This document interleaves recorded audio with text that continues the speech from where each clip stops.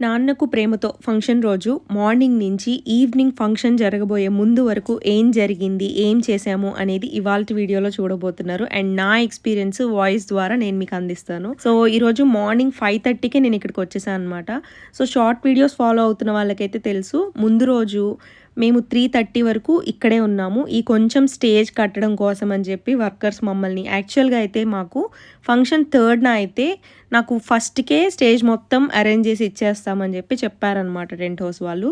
But వాళ్ళు కొంచెం misunderstandings వల్ల అండ్ మీరే కట్టుకుంటా అన్నారు స్టేజ్ అటు ఇటు అని చెప్పి 3న కూడా ఇంకా స్టేజ్ కంప్లీట్ చేయలేదు. సగంలో వదిలేసి వెళ్ళిపోతే మా వాళ్ళు అటు ఇటు తిప్పలు పడి ఆ స్టేజ్ని ఎట్లాగోట్లా కంప్లీట్ చేశారనమాట.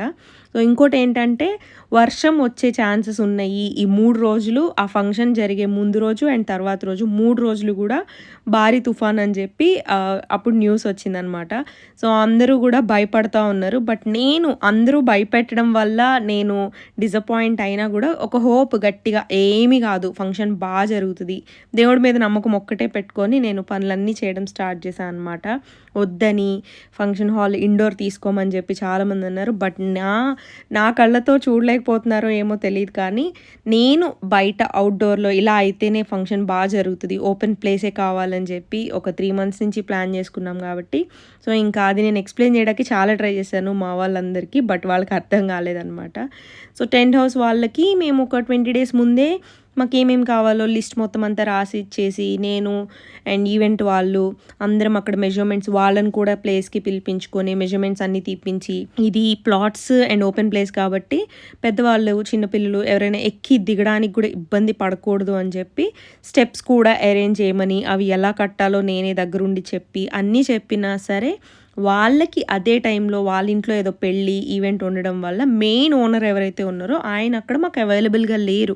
సో మధ్యలో ఎవరైతే ఉన్నారో వాళ్ళకి అండ్ ఈ వర్కర్స్కి మధ్యలో వేరే వాళ్ళందరినీ పిలిచి వాళ్ళ దగ్గర లేనివన్నీ బయట నుంచి సోర్స్ చేసుకొని మాకు పంపించడము, ఇలా చాలా మిస్అండర్స్టాండింగ్స్తో మేము అనుకున్నవి మాకు కావాల్సినవన్నీ వాళ్ళు ఫస్ట్నే అరేంజ్ చేయాలి. సో మేమన్నీ డాన్స్, నాది ఒక సాంగ్, డాడీతో ఒక సాంగ్, మమ్మీతో ఒక సాంగ్, హనీ ఒక సాంగ్, కావ్య వాళ్ళు, ఇలా అందరం డాన్స్ ప్లాన్ చేసుకున్నామన్నమాట.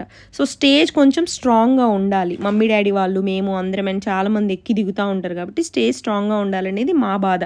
అండ్ ఆ సాయిల్ కూడా కొంచెం ఇట్లా పైన ఉంటే మొత్తం అంతా చేయించాను నేను ముందు రోజు, ఒక 2 days ముందు నుంచే చేయిస్తా, మొత్తం అంతా క్లీన్ చేయించామన్నమాట. సో స్టేజ్ కరెక్ట్గా ఉండాలనేది మా ఇంటెన్షన్. సో వర్కర్స్ ఏమో ఏవి లైక్ మ్యాట్స్ వేయాలి, చైర్స్ అరేంజ్ చేయాలి. నేను ఒక 300 చైర్స్, సోఫా కుషన్ చైర్స్ ఉంటాయి కదా మనకి, ఆ చైర్స్ అండ్ కొన్ని విఐపి చైర్స్ ఇలా చెప్పాను. అవి ఏమీ పంపకుండా చివరికి ఆ ప్లాస్టిక్ చైర్స్ కూడా అన్నీ పోని ఒకటే వైట్ కలర్ చెప్పాను, అవి కూడా పంపలేదు. సో అదంతా నేను తర్వాత షేర్ చేస్తాను. ఇంకా నేను అక్కడ ఆ పనుల్లో చేసుకుంటూ ఉంటే మా మమ్మీ వాళ్ళు మాత్రం హనీ అడిగిందంట గోరింటాకు కావాలని.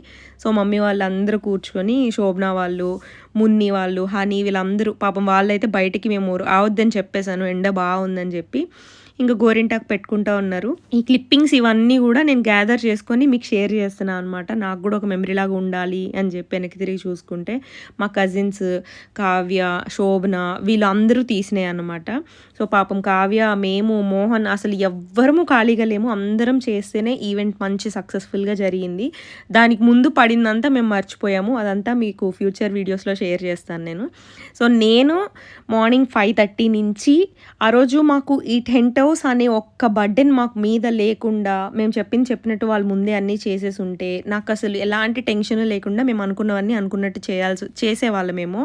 సో ఇక్కడికే మేము దగ్గర ఒక 10-15 times నేను కార్ తీసుకొని మమ్మీ వాళ్ళు రావడం, నేను రావడము, ఈవెంట్ కోసం వచ్చిన వాళ్ళందరూ తిరగడమే సరిపోయిందనమాట. వాళ్ళ అరేంజ్మెంట్స్ సరిగ్గా చేయలేదు కాబట్టి. సో ఇంకా అలానే ఇంకా మధ్యాహ్నం కూడా ఒక 50 members-కి నేను వంట చేయించాను. ఎందుకంటే స్టేజ్ చేసేవాళ్ళు, వర్కర్స్ అండ్ ఇంట్లో వాళ్ళు, రిలేటివ్స్ ఇంట్లో అందరూ చాలామంది ఉన్నారు. ఏది సరిగా క్యాప్చర్ చేయలేకపోయాం నేను మీకు కరెక్ట్గా చూపించి ఎక్స్ప్లెయిన్ చేయడానికి. సో ఇది లాస్ట్లో అనమాట, లైక్ 2:30, 3 అవుతుందేమో టైం అప్పుడు. ఇంకప్పుడు శోభన వాళ్ళ మదర్ ఇక్కడ మీకు స్క్రీన్ మీద కనిపిస్తుంది, శోభన వాళ్ళ అత్తగారు అంటే ప్రవీణ్ గారు వాళ్ళ మదర్. సో వాళ్ళు చెన్నై నుంచి వచ్చారు మన ఈవెంట్ కోసం అని చెప్పి చాలా హ్యాపీ నేనైతే. వాళ్ళకి పాప బర్త్డే, సెకండ్ బర్త్డే ఉంది, ప్రవీణ్ గారి బర్త్డే ఉంది, తిరుపతి వెళ్ళేది ఉంది, అయినా సరే క్యాన్సిల్ చేసుకొని నా కోసం వచ్చారు. అందుకే ఇంత స్పెషల్గా మెన్షన్ చేసి చెప్తున్నాను నేను. సో వంటల విషయానికొచ్చేస్తే అసలు నా ఈవెంట్‌లో నేను భోజనం చేయలేదు. అండ్ ఇంకోటేంటంటే అసలు ఏ వంటలు చేశారు, ఎలా వచ్చినాయి అని కూడా చూడడానికి కూడా ఏమి ఫుడ్ మిగలకుండా అయిపోయిందనమాట. మా ఎక్స్‌పెక్టేషన్ అయితే 600 మెంబర్స్ ఉన్నారు. నేను 600 మెంబర్స్‌కి సరిపడా ఫుడ్ అయితే చేయించాను. బట్ ఇంకొక 25 కేజెస్ ఎక్స్ట్రా పెట్టుకొని ఇంకెక్కువ మందొస్తే వేయమంటే ఆ 25 కేజెస్ రైస్ కూడా వేసేయాల్సొచ్చింది. సో మొత్తం 800 ప్లేట్స్ తీసుకున్నాము. అసలేం మిగల్లేదనమాట. ఫుడ్ అయితే ఏమీ మిగల్లేదు. అంత మంచిగా అయింది. సో నాన్ వెజ్‌కి నాన్ వెజ్, వెజ్‌కి వెజ్. నాన్ వెజ్‌లో కూడా అన్ని ఐటెమ్స్ లైక్ మటన్, చికెన్, బోటీ, తలకాయ అన్నీ, ఎగ్ అన్నీ చేయించాను. అండ్ వెజ్ కూడా ఎక్కడ తక్కువ చేయకుండా పన్నీర్, గుమ్మడికాయ ఫ్రై ఇలాంటివి చాలా వెరైటీస్ చేశారు. బట్ ఏది నేను క్యాప్చర్ చేసి మీకు చూపించడానికి లేదు. మొత్తం 600 మెంబర్స్‌కి అయితే 800 మెంబర్స్ వరకు వంట వచ్చింది. ఎందుకంటే మనం చేయించాం కాబట్టి. సో నేను క్యాటరింగ్‌కి కూడా అడిగాను. ఎందుకంటే ఈ రిస్క్ లేకుండా ఉంటది నాకు అని చెప్పి. సో క్యాటరింగ్‌కి అడిగితే మొత్తం నేను అనుకున్న మెనూ మొత్తం 30 ఐటెమ్స్ ఉన్నాయి. అన్నిటికి కలిపి 3.5 lakhs చెప్పారనమాట. సో అందుకనే వద్దు మనం చేయిస్తే తక్కువ అవుతది అని చెప్పి ఇంకా నేను వంట మొత్తం చేయించా. వంట ఆయనైతే చాలా చాలా బాగా చేశారు. ఇంకా పెరుగు కూడా నేనే కుండ పెరుగు తోడేపించాను అనమాట. నాకు బకెట్ పెరుగు నచ్చదు. సో ఇంక కుండ పెరుగు తోడేపించాను. సో భోజనాలుగా అయితే అసలు నాకు 1% కూడా ఎక్కడా కూడా ఇది అని ఏలు పెట్టి చూపించడానికి కూడా లేకుండా మొత్తం అంతా చూసుకున్నారు మా కజిన్స్. అండ్ వంట ఆయనతో ఇంకా అసలు వంట ఆయన అయితే అసలు ఇంకా ఎవరికి అవసరం లేదు. నన్ను ఒక్కసారి కూడా పిలవలేదు. ఒక్కసారి కూడా ఇబ్బంది పెట్టలేదు అనమాట. సో ఆయనకు కావాల్సినవి ఏవైతే ఉన్నాయో మొత్తం అన్నీ మేము అరేంజ్ చేసి ఆయనకి ఇచ్చేసాం. లైక్ గ్యాస్ సిలిండర్స్, సరుకులు, గ్రాసరీస్, వాటర్, కుకింగ్‌కి వాటరు, వాషింగ్‌కి వాటరు అన్నీ అరేంజ్ చేసి పెట్టేసాం. ఆయన అసలు ఎవరిని డిస్టర్బ్ చేయకుండా చేశారు. సో మీకు మీ ఇంట్లో విజయవాడ అక్కడ ఎవరైనా చుట్టుపక్కల మీకు ఎవరికైనా, నాకు తెలిసి బయట కూడా చేస్తారో లేదో తెలియదు, కానీ ఏదైనా పెద్ద ఫంక్షన్ పెట్టుకొని మీకు ఒక వంట వాళ్ళు కావాలి అంటే మాత్రం నేను ఆయన నెంబర్ ఇస్తాను. పర్సనల్‌గా నన్ను ఇన్‌స్టాగ్రామ్‌లో అడగండి. ఎందుకంటే బెస్ట్ వంట మాస్టర్ అనమాట. ఎందుకంటే అసలు ఏమి మనల్ని ఇబ్బంది పెట్టకుండా, ఏది చెప్పినా నో అనకుండా అన్నీ చేశారు. ఆఫ్టర్‌నూన్ 50 మెంబర్స్‌కి వంట చేశారు. నైట్ 600 మెంబర్స్‌కి వంట చేశారు. పాలు కాచి పెరుగు తోడేసుకున్నారు. అన్నీ చేశారు.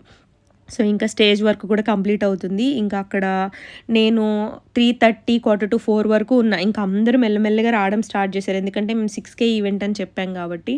ఇంకా నేను వచ్చేసాను అనమాట. ఎందుకంటే ఏ వర్క్ కంప్లీట్ అవ్వలేదు. ఇంకా నా బాధ చూసి హైదరాబాద్ నుంచి వచ్చిన వాళ్ళందరూ వాళ్ళు ఫంక్షన్ చూద్దామని వచ్చిన వాళ్ళు ప్రతి ఒక్కళ్ళు కార్పెట్స్ పరిచారు, చైర్స్ వేసారు, అక్కడ క్లీనింగ్ చేశారు.